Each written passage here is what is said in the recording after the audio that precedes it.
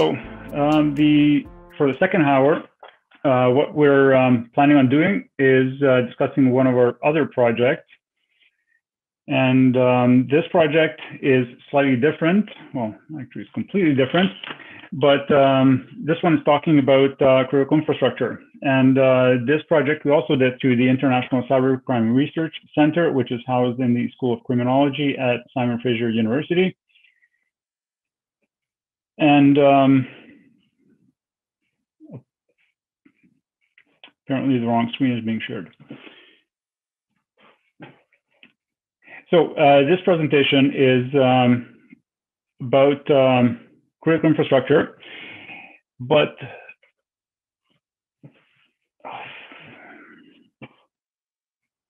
why can I not share? One sec.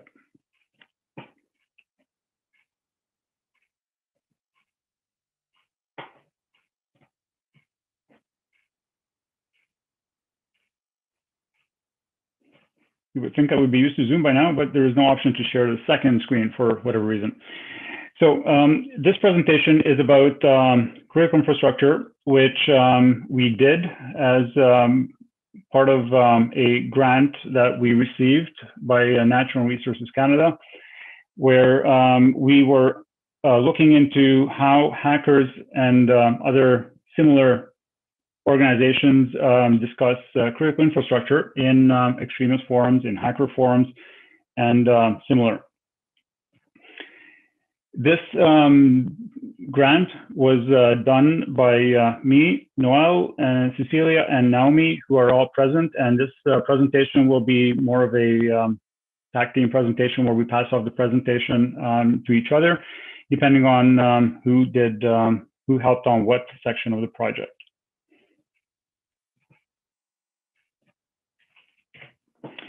So first, the introductions. Again, there are four of us for this presentation. Myself, Naomi, who is a current PhD student at the School of Criminology. Naomi, who is a current MA student, but will be an PhD student soon. And Cicilia, who's currently an MA student and will be a PhD student in the near future. In terms of critical infrastructure, the sad truth is that these systems are being connected to the internet. Well, there are benefits to this activity and there are downsides to this activity. But regardless, they are being connected to the internet just like everything else is. And as we all know, once you connect something to the internet, it comes under attack. So these critical infrastructure pieces are being attacked. And approximately 1/4 of the organizations are reporting that there are malware that are being deployed against them. And if these malware pieces were to get into their infrastructure, then potentially it could cause crippling failures and disasters.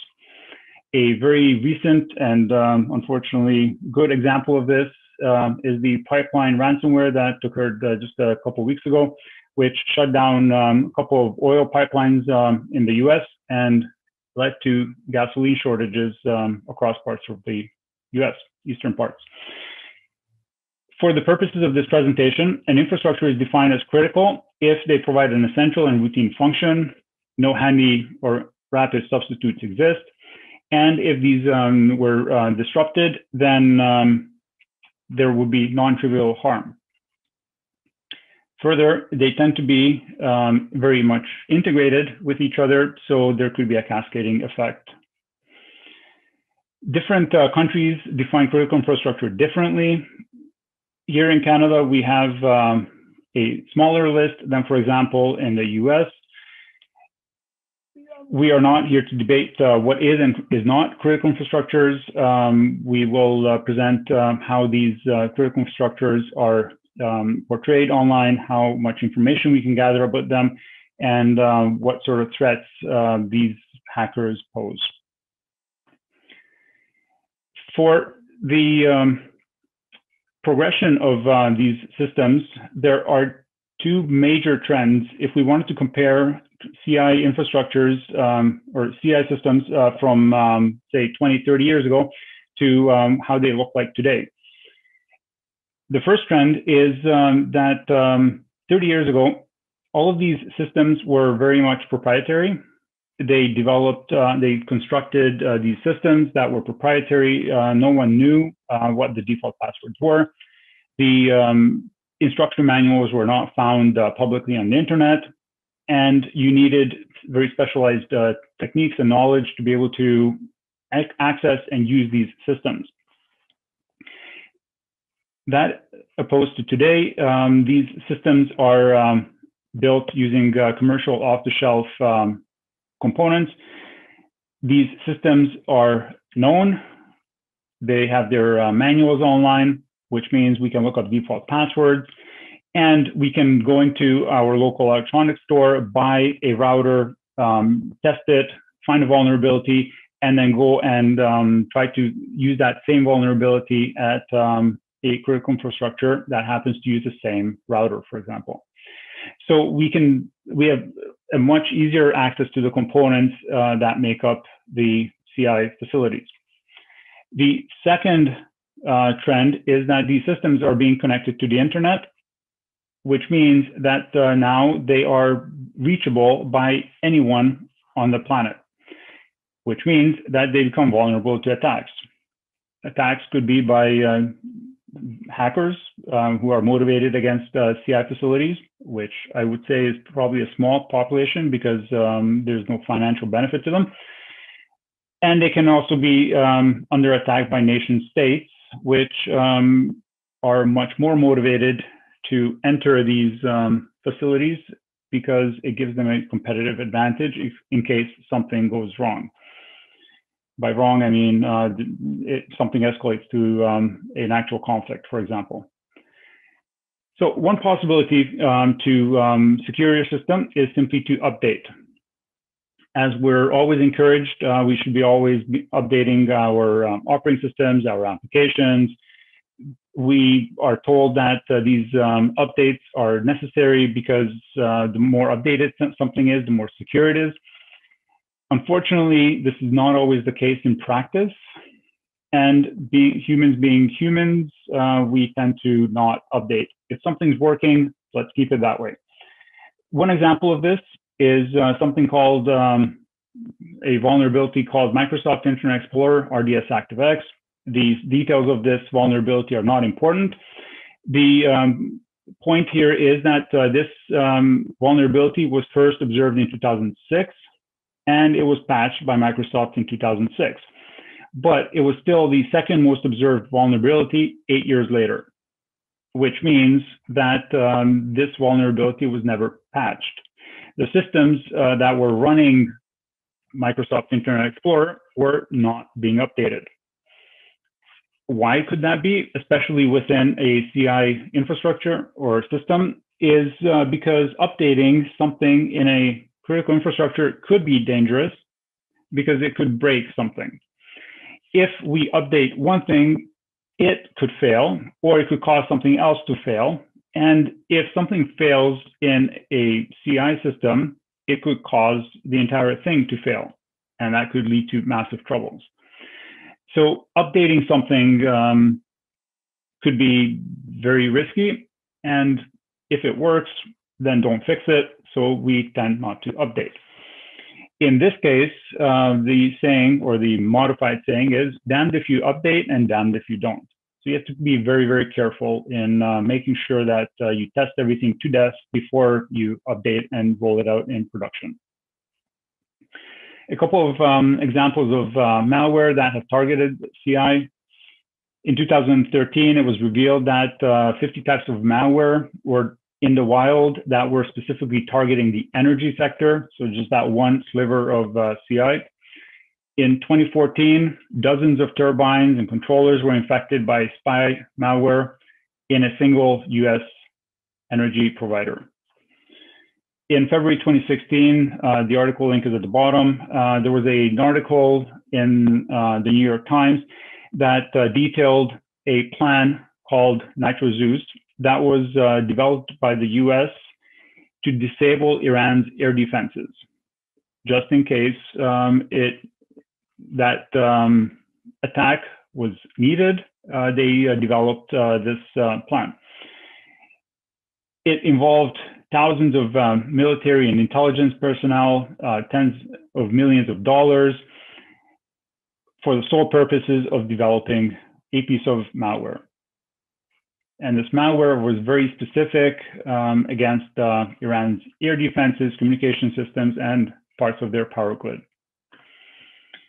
In 2019, another article in the New York Times detailed another plan where the Americans were deploying malicious computer code in Russia's power grid and other targets, which sounds very malicious, but all of this was because essentially the Russians were doing the exact same thing. And most recently, just a couple of weeks ago, a ransomware attack took out the Colonial Pipeline, leading to massive gasoline shortages.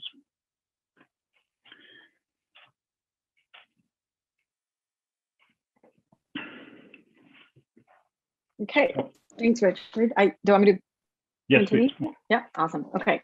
Yeah, so now I'll tell you a little bit about what our project was about and kind of our motivation behind it. So in the next slide, we have our purpose.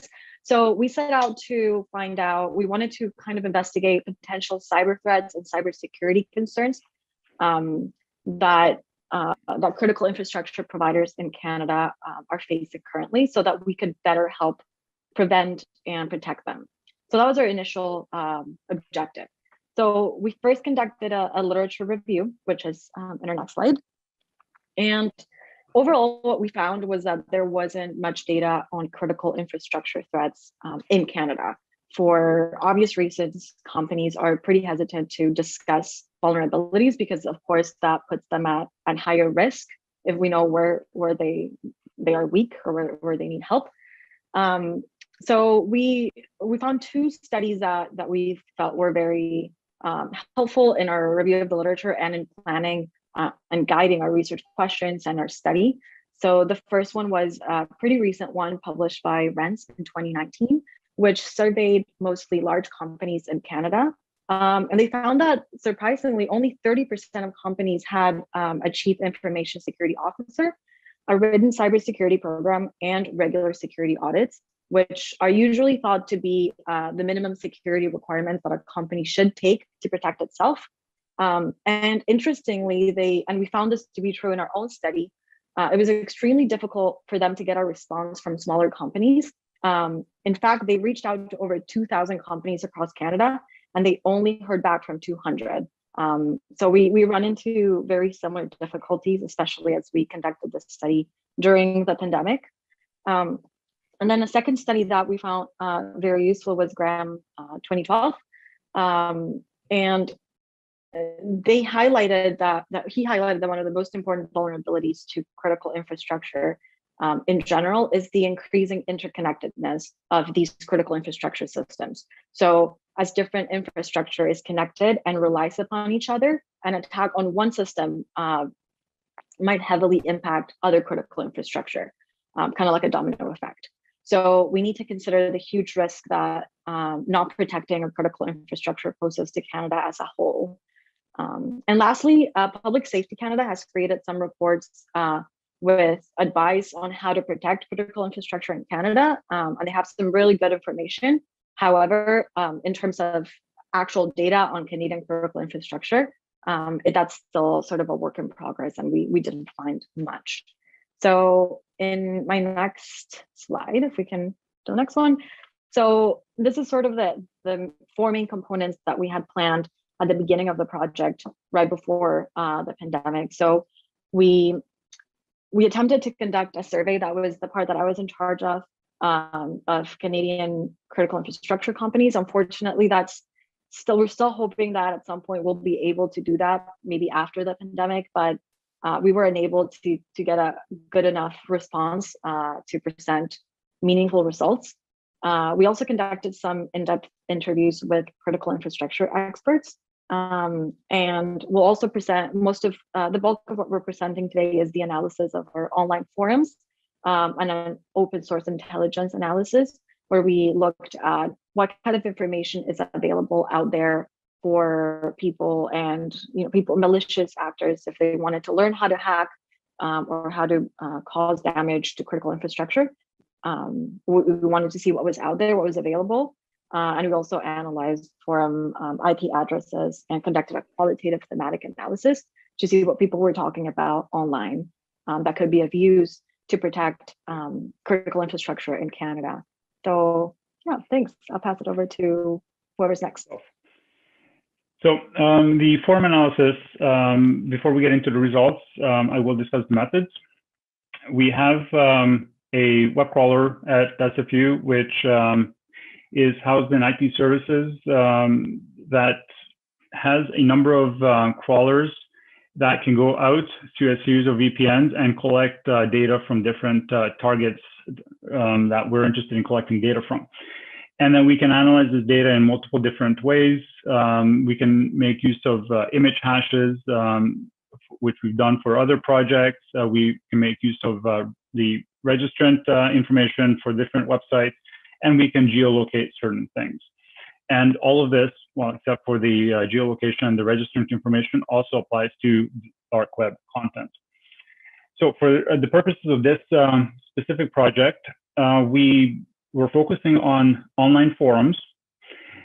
And I'll show the specific list of forums on the next slide. But in general, we crawled the forums in their entirety, collecting all username, date, post text, and everything on the website that was possible. We then take apart each web page, each thread, each post, and put it into a very structured database table. And that forum then becomes accessible through our own interface. And in total, we're sitting on about 150 million posts across maybe about 50 different forums. The benefit of this is that all of the forums become very much unified, and we can do analysis across different forums. For the purposes of this study, we focused on these forums, these 20 forums, a total of 48 million posts across 2.6 million threads written by 3 million authors. These posts then become our basis for analysis. And in this example, or for this project, we were looking to extract IP addresses that were being discussed in extremist forums, in hacker forums, and other forums that we thought this type of information might be discussed. The general idea was that if the IP address is being discussed in a forum like this, then potentially it has been compromised.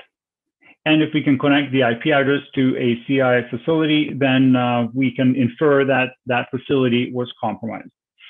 So we took the forum posts, all 46 million of them, and through a regex expression, so that is the actual expression, we extracted all of the IP addresses in all of the posts that were being discussed. Noelle? Yep, okay. So once IPs were captured from the 20 forums, IPs located within Canada were extracted from these files, as we were specifically interested in Canadian critical infrastructure for this project. In total, 39,164 IPs were located in Canada. And with this data, we looked at three main things. First, a frequency analysis was run in Excel to determine which provinces and CI sectors are being targeted most frequently within forums. Second, the post content, which was captured along with the IPs, was qualitatively analyzed to understand discussions around the posted IPs. And third, a comparison of thread post counts between threads that contained IPs and threads that did not was conducted. Okay. So out of all IPs captured from these forums, 1,941 did not belong to any of the CI sectors. So this table just provides the frequencies with which IP addresses have been associated with the 10 sectors. So Canada currently recognizes as CI. As you can see, the information and technology sector is right there at the top with 90.99% of all IPs coming from companies within this sector. So once all Canadian IPs were extracted, they were geolocated using the mapping tool in the Dart crawler. And so this map just shows all IPs associated with Canadian companies. So since it was difficult to see the exact location with all the pins in the previous map, the mapping tool was again used to geolocate unique Canadian IP addresses according to clusters. So Quebec and Ontario were found to be targeted most frequently, with 15,107 IPs pinpointed to Quebec and 11,667 pinpointed to Ontario. So in addition to the frequency analysis, we wanted to find out the context behind these posts. So if anything specific was being said about the IPs that were being shared. So I took a random sample of 500 posts that were being captured along with the IP addresses. And what was found was that the majority of posts were just long lists of IP addresses. There was nothing else being stated.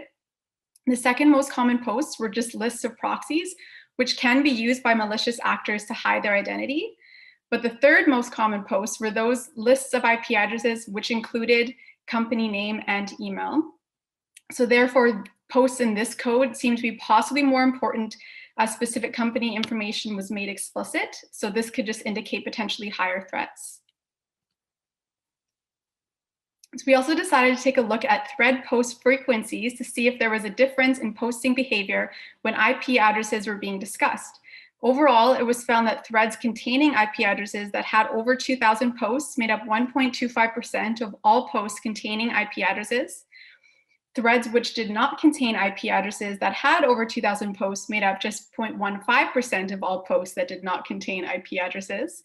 Further, while the majority of threads with fewer than 100 posts for threads with and threads without IP addresses made up the majority of both totals, threads that did contain IP addresses had less threads in this category compared to threads without. So this could just indicate that individuals in these forums are particularly interested in these IP addresses.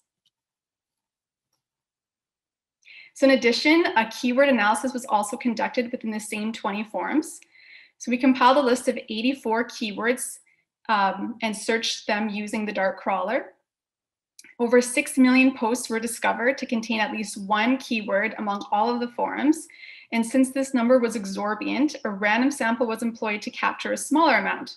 So the random sample consisted of 5,060 posts for this analysis, and NVivo was used for coding, and I conducted a thematic analysis of the posts. So since we wanted to find all relevant information pertaining to critical infrastructure and cyber attacks, an inductive coding process was employed. So basically, codes were created from the information found within the posts. So two major themes were found among the qualitative analysis of posts, which are potential threat and threat information. So for potential threat, posts within this theme contain information being shared in these online communities which may be used to facilitate cyber attacks, potentially against Canadian CI. So some posted about information being sold, tutorials being given, and the recruitment of others for potential attacks, as can be seen in these quotes. So threat information. So posts within this theme confirm that malicious actors are pervasive in these online communities. Some posters reference attacks that they had been involved with, suggesting that they can not only successfully complete cyber attacks, but they also encourage others to do the same. Still, some posts within this theme contain threat information that was only being used to illustrate how attacks on CI can be avoided.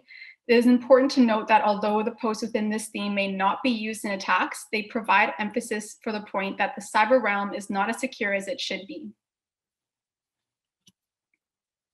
So we also conducted interviews as part of this study.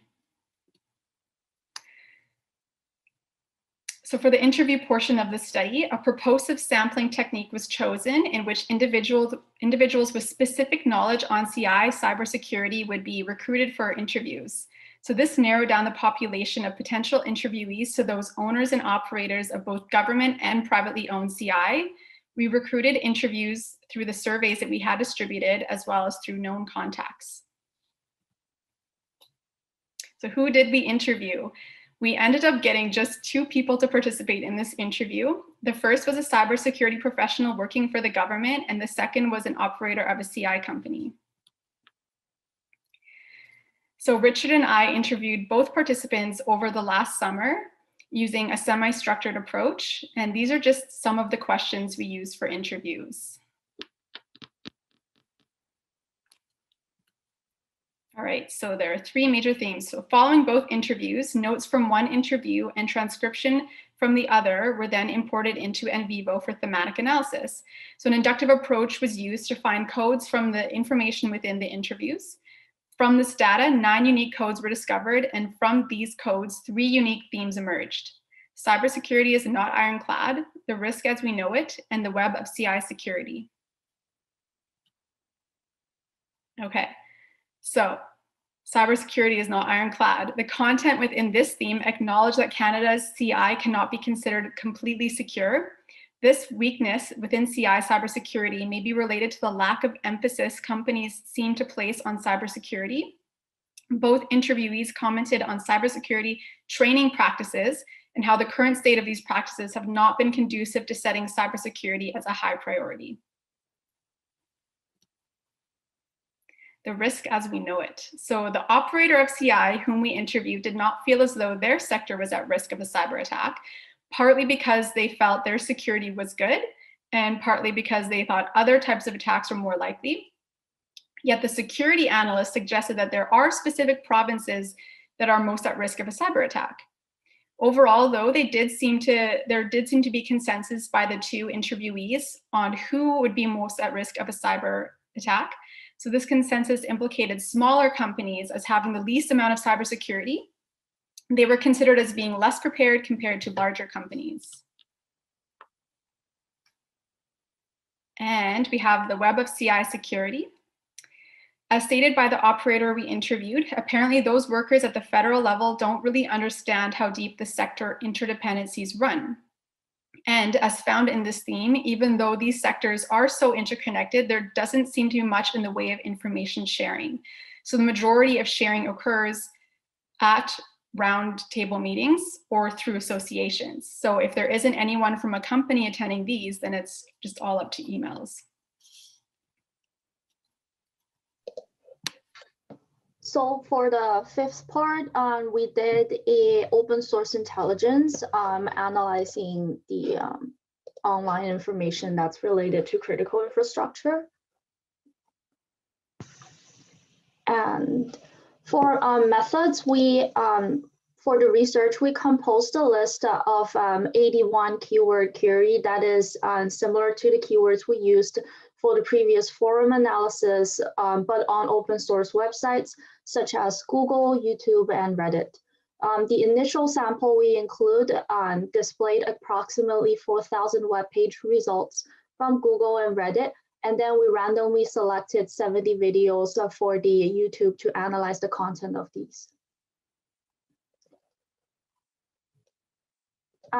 For Shodan itself is an open access scanner capable of detecting internet connected devices online. Our initial approach was to unify the data collection method and to apply the same set of keywords on Shodan, but due to its unique ability to only detect devices that is related to critical infrastructure, it doesn't really respond well to general terms such as infrastructure or power plants. But like responds way better to specific terms such as PLC, or if we're searching for Siemens S7 series.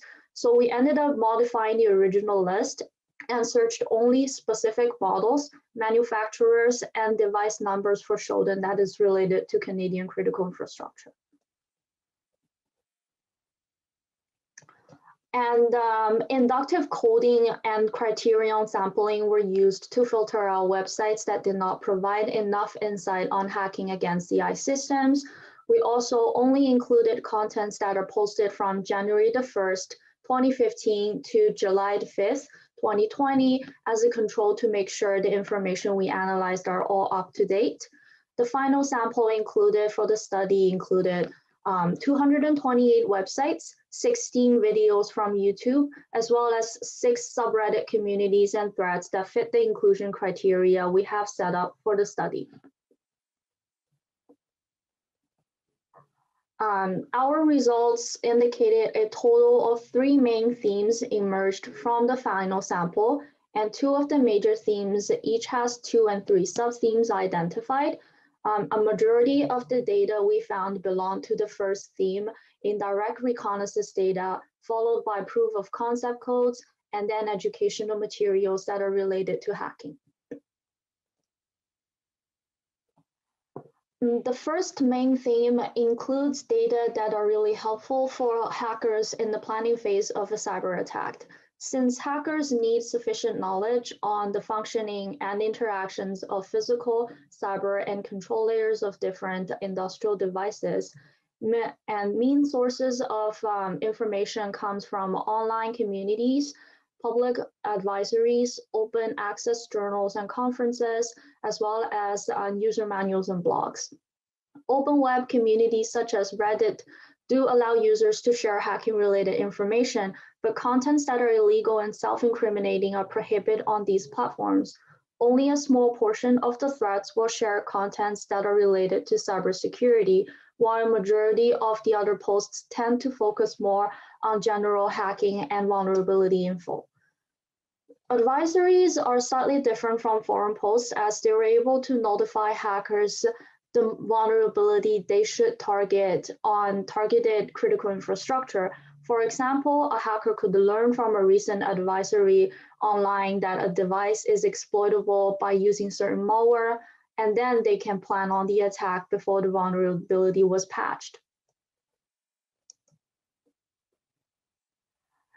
Journal and conferences are very similar to what the advisories can do to hackers, meaning they can give some directions on the vulnerabilities and devices one could target on. Some conferences will discuss social engineering techniques during a cyber attack. As we can see from the screenshot on the slide, one presenter said in the conference that individuals can obtain information about ships, shipmates, and all possible personal information of the crews and pivot from there to do other hacking-related things. These steps are really universal, meaning you can go onto any social media platform like on Twitter or Facebook, try to obtain personal information of your ideal victims, and then try to go further and get confidential information that you want. Default usernames and passwords can also be useful because many vendors tend not to change these credentials after installation of devices. These information can be found in user manuals shared online, or you can also find some individuals sharing compiled list of default credentials of industrial devices in their blogs.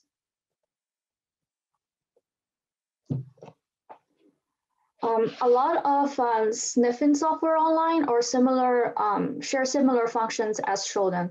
For Shodan, keyword searches will provide detailed information on the device, including the IP address, institution owning the device, open ports and service operating on the ports, as well as known vulnerabilities against the device. If the vendor happened not to fix the vulnerability, attackers could then exploit these device information and conduct cyber attacks.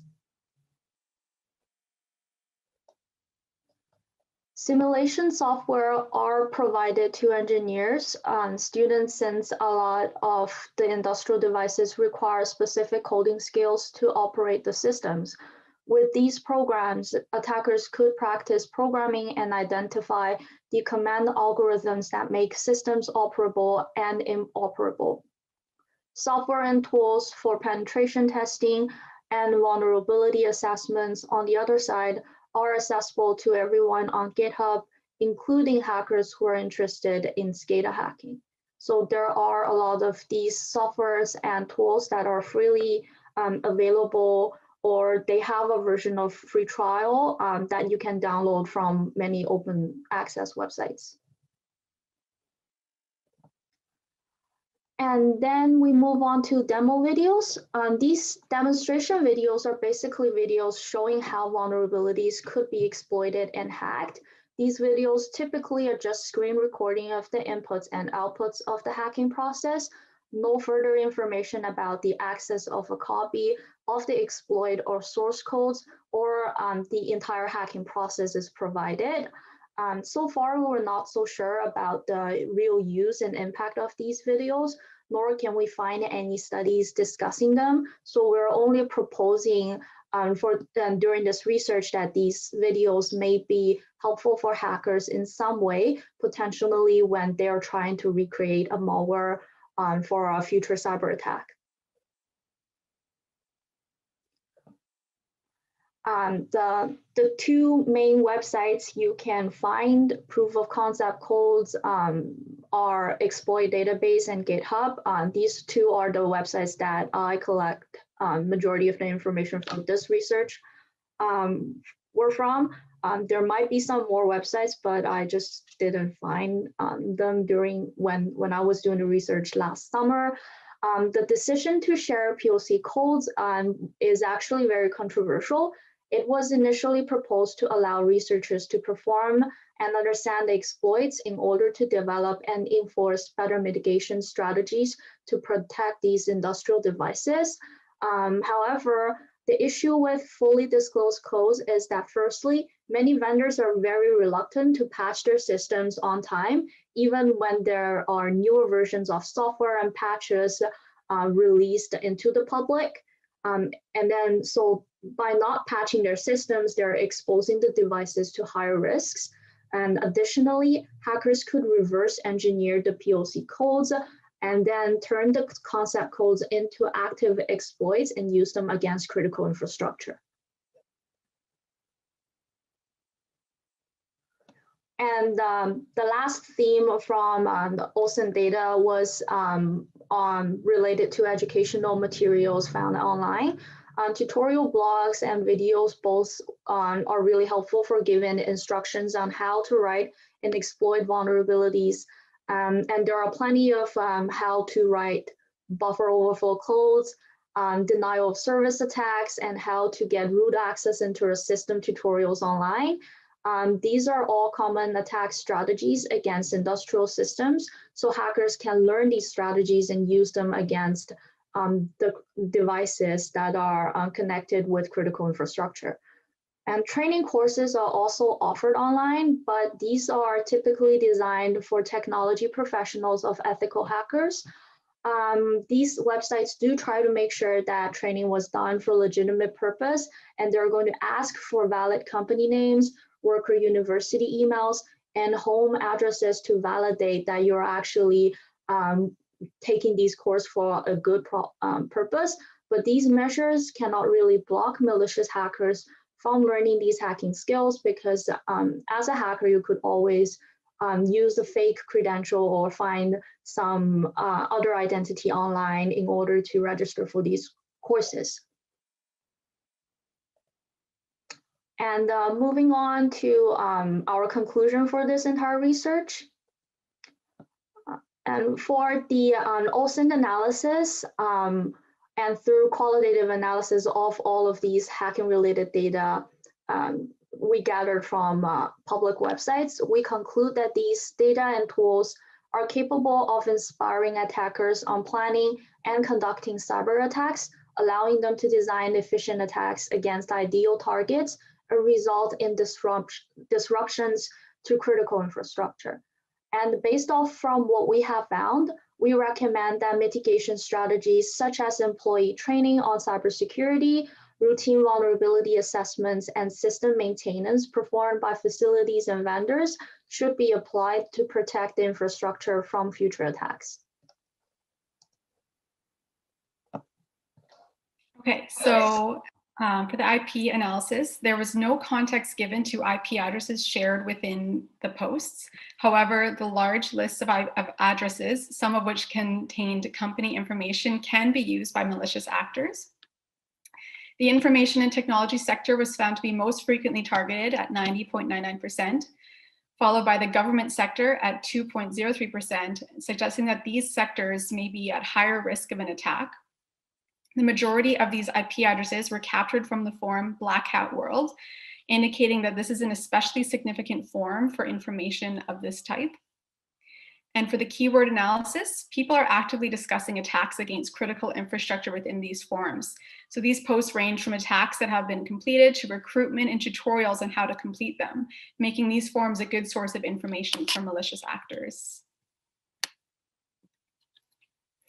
All right, so for the interviews, there are possible gatekeepers preventing cybersecurity information from being shared, which is why we only had 2 interviews. The current state of Canada's CI cybersecurity is far from perfect. Information sharing is not common, and companies may choose whether or not they would participate in cybersecurity workshops. So the lack of regulation among most of Canada's CI companies remains an issue and creates vulnerabilities in all interconnected sectors. However, cybersecurity in Canada is improving.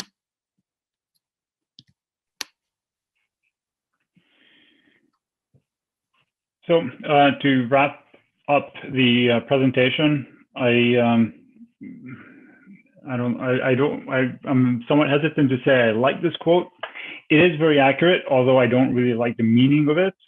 It does describe the situation, I think, very nicely.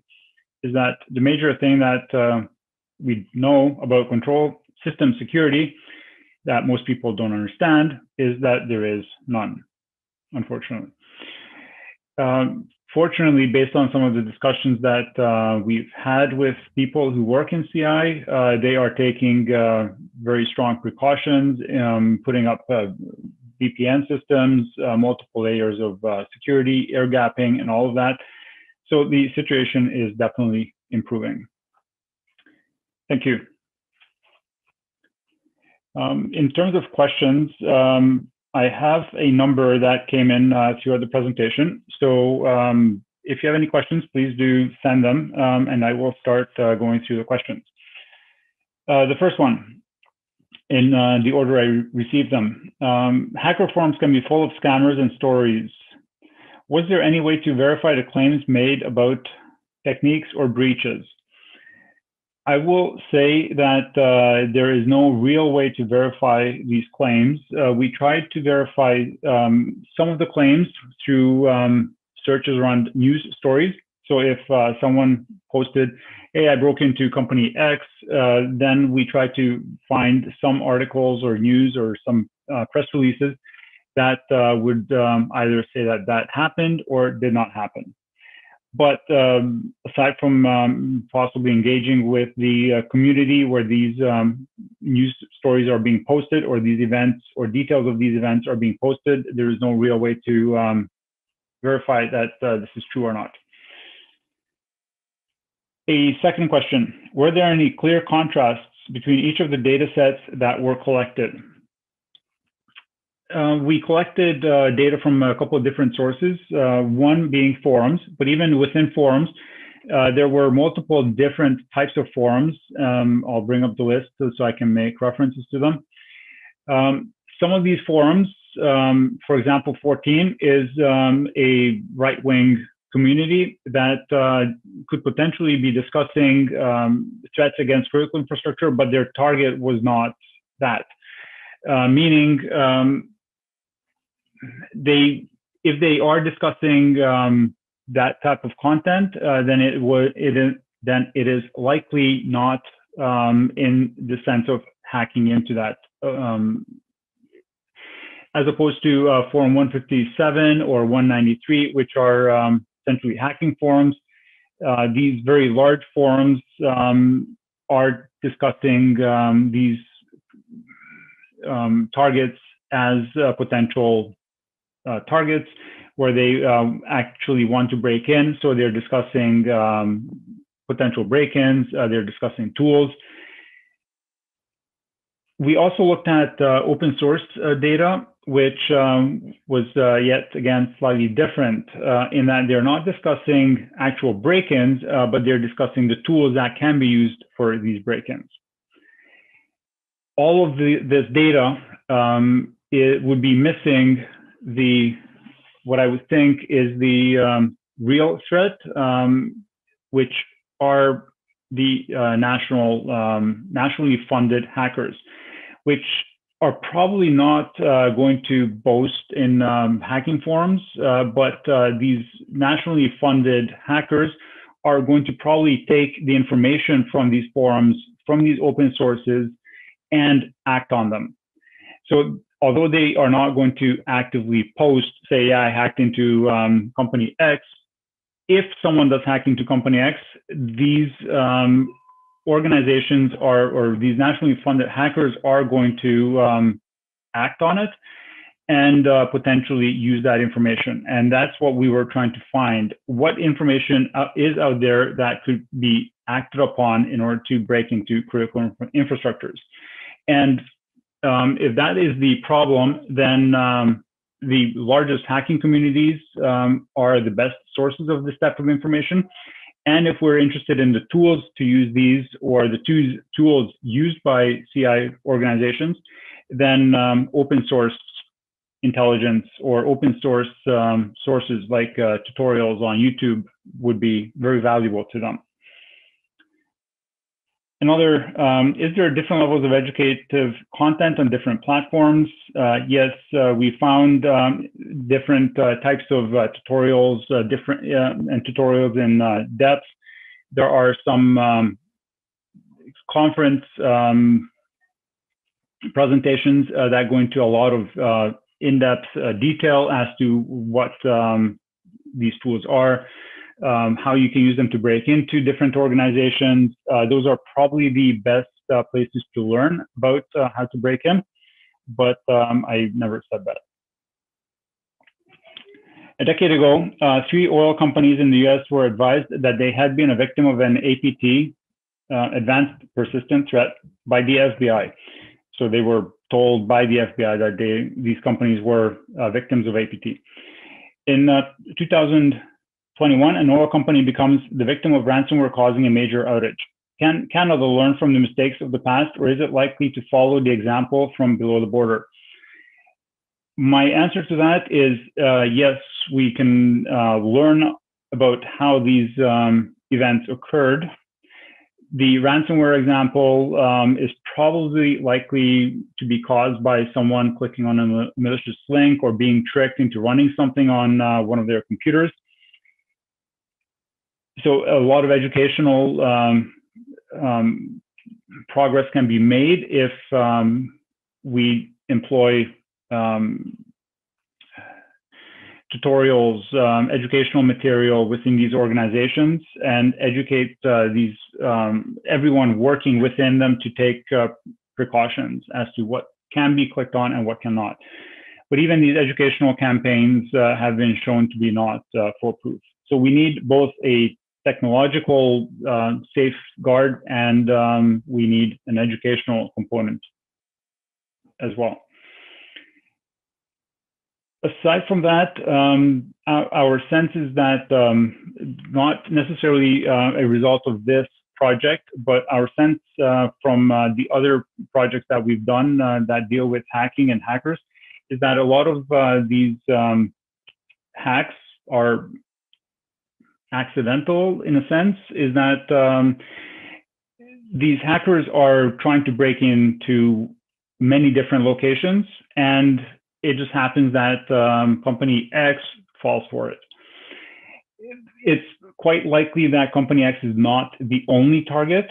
It's just that it happens to fall the first. For whatever reason, they were able to break into company X first. Obviously, this is not the case for the major national hackers who are going to target very specific companies. But against the national attackers that are able to deploy, like the US example from that I mentioned at the beginning of this show, is that these organizations are able to deploy tens of thousands of people and tens of millions of dollars at the problem. And any critical infrastructure is unlikely to be fully capable of defending itself against that level of an attack. So against the self-funded or smaller hacker groups, yes, we can learn a lot. Against the national threats, we can learn about them, but I don't think we can fully defend against them. Another question, what stands in the way of Canadian CI being reliably safe from attacks by squirrels and beavers? or other advanced persistent threats.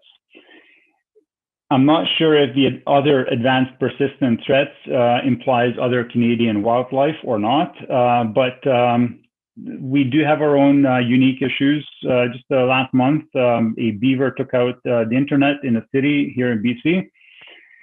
Just complete accident. So yes, we have our own unique advanced persistent threats. But to be serious, here in Canada, if we do want to be safe from hacker threats, then as a result of this project, we found that these companies don't discuss between each other as much as they should be, so they don't share enough information. And as a result of this, a lot of these companies are going to be in isolation. They're not going to know what threats exist in the CI landscape, and because of that, they're probably not going to be prepared.